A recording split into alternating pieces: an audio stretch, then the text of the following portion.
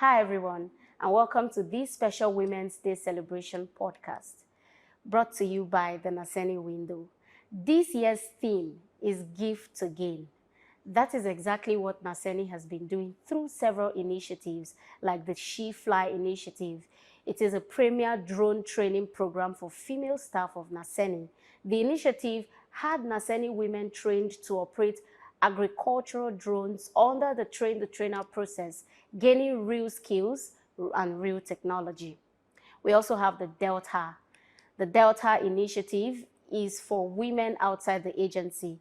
It is taking the same commitment to women in the wider public because Give to Gain does not stop at our gates alone.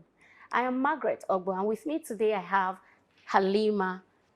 Thank you, Margaret. So on the topic of give to gain, there's no other person to have this conversation with than someone who has not just heard the theme, but has also lived it.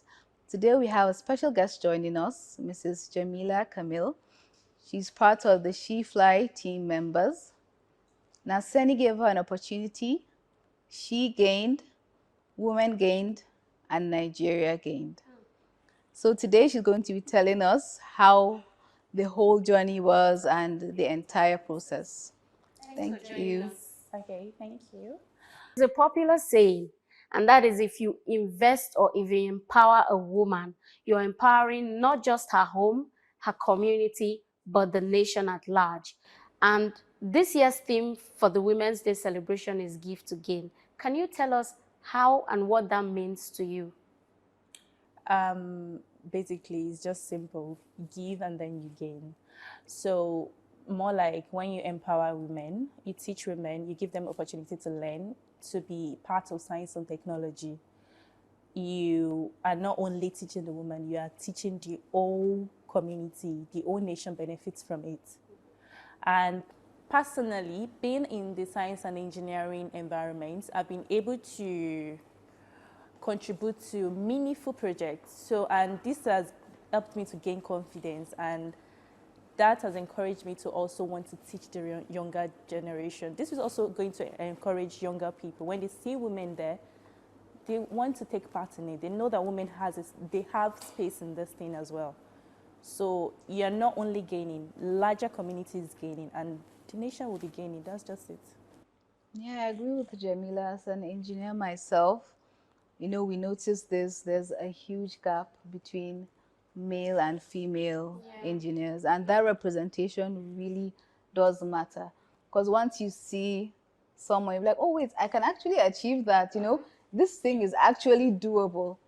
And it gives visibility, inspires younger ones to know that, okay, hey, I'm up to the task, I can do it. This is not a male dominated thing. Yeah.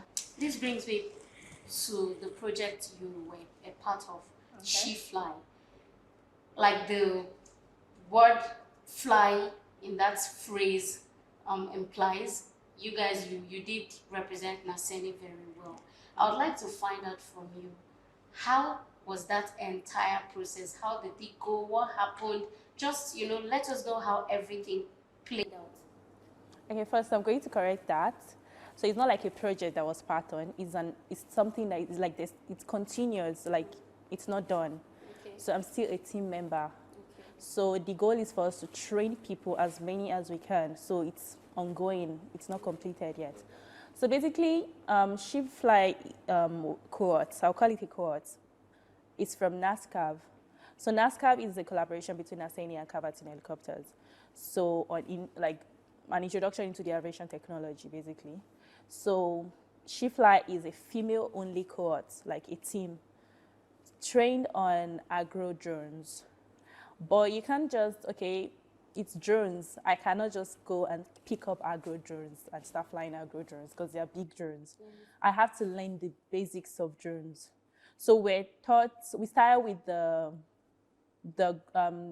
theory and simulation training in Lagos, where we're introduced to the fundamentals, the aerodynamics of drones, the rules, the health and safety regulations. One of the very interesting parts of the training was realizing that drones in Nigeria actually have a regulatory framework. So for you to fly drones in Nigeria, you need to follow the Part 21 NCAA regulation. So NCAA is Nigeria Civil Aviation Authority, and many people are not even aware that for you to own or even operate a drone in Nigeria, you have certain regulations that you have to follow through. Yeah. Oh, I actually never knew that. I There's just thought there's you could go and get a drone and just fly it around. Okay, and that's because you're operating on the same airspace as normal national airspace. So you're still working and you need to follow every rules that is given by the NCAA. So that was one part that was very enlightening for me. So does it fly as high as? No, you have Is there a certain? yeah, of course you have limits. So like you have the height limits that you can go for any drone. And also for the licensing, there's the one that is for recreational. That's the one that, the category of recreational drones are the ones that photographers are using. So they may only need to register. There's level to these licensing, you understand? So they may not need as rigorous licensing as high need for a bigger drone. Do you understand? like So the it has agro the weight drones. and the use. So there's so many things to consider. There's certain form of registration that I have to have that somebody using it for recreational purposes doesn't need. Do you understand? So that's like one thing that I had to learn on the project, because of course I wasn't exposed to drones that much. So that's one key. Then another interesting part was that all that were done in Lagos when we were doing the ground. That was when we were doing the simulation and theory training. So then after that, we even had an exam. Yes, because the exam will have a lot of the theory of the NCCA regulation, because you have to read that part 21 like back to back. I feel like that just goes to show how important knowing those regulations are. Exactly. That's why they had to set up an exam. Airspace is like one of the most dangerous space to actually operate, because it's like deadly. Like aircrafts are using it, so you need to be very careful. So what happens when you just get a regular drone and fly it up? There are certain licenses. Will I get fined? How will you? And depending, like if that's what I'm saying, if every of your use still falls under the recreational purpose, you can still. But if I'm going to use it, and then there are rules like you have certain kilometers, you can't fly certain kilometers to an airspace. Do you understand? So I don't want to go. I'm not working for NCCA, so I can't go through deep into the old rules, so I won't mess anything up. You speak so passionately about this project. You speak so passionately about the entire She Fly initiative, and it's just so beautiful to watch. I would like to know, being in a male-dominated field like engineering, how did you find the courage to, as a woman, dare to dream of being an engineer, not just any engineer, a good one that got even picked to be part of the She Fly initiative team members? I would like to find out from you how you were able to do that. I would say upbringing. I would say like I was never brought up to be scared, basically. Then I grew up with engineers. Like I'm kind of, we're all engineers in my house, so it only makes sense. So I never got intimidated that much.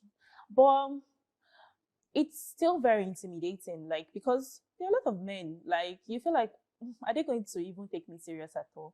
Even as much as I wasn't really intimidated, at home I still felt intimidated. Because my brothers, my dad, they're all engineers, but I still felt like, can I really do it like them? Like, are they thinking maybe I'm just doing it because of them? Like that kind of thing. So it's still, I know like having to get better grades, because I felt like I want to show them that I can really do this thing. So you pushed twice So I as had hard. to put exactly my points. Like, so it's still, as much as they made me comfortable, there was this pressure that was not even necessary. Like, it wasn't like they said it. They accepted me the way I was, but I put that additional You pressure needed to in show myself. them that you were up to the task. Exactly my point. Nobody chose the career for me. I chose it myself, but I feel like I wanted to prove it still. And that's every woman's life. Like, it's not even engineering. The moment you find yourself in any male-dominated, so imagine me as a child, like as a youth. I'm not even a youth, I'm still a youth. But as a teenager, thinking that way, do you understand? So now imagine what it takes somebody that is even at the top. Yeah. Like, how would they even get themselves to the top? So it's there, it's always there. So that's why we need programs like this. That's why we need initiatives like this to keep. I think a narrative has just been changed from just this conversation we had, because she said something about women pressuring themselves to do better. We used to think, oh, because of the society, because of the areas where we find ourselves, we would be pushed to be better than our male counterparts. However, you just opened my eyes now to see that we ourselves are the ones who pressurize ourselves the most, just to prove that we can actually do better.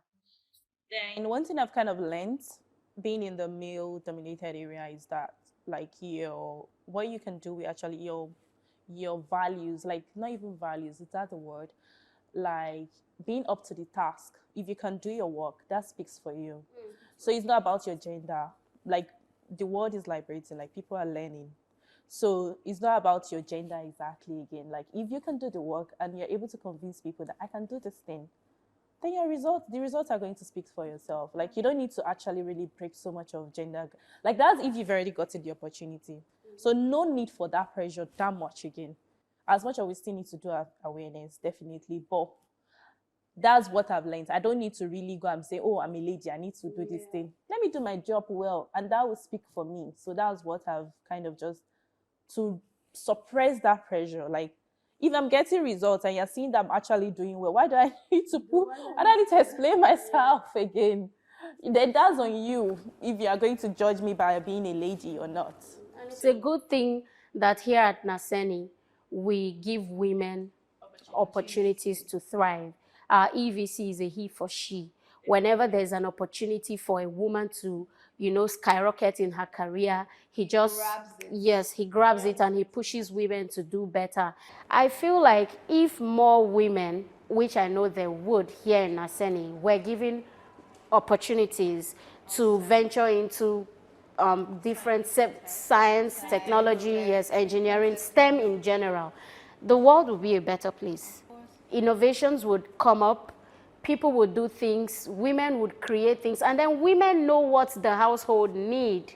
When a woman creates an innovation, she does it with the knowledge that this is what our immediate needs are. So for households, for families, for the nation, having women venture into STEM, having them succeeding in STEM is not just the gain for the organization or for the nation alone, for the woman rather alone. It's also the gain for the organization. It's also a gain for the nation as well.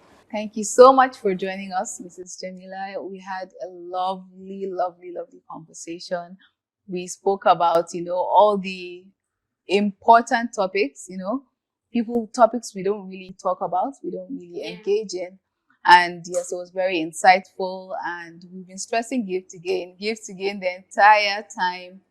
And yes, I hope to inspire people to really give so that we can all gain.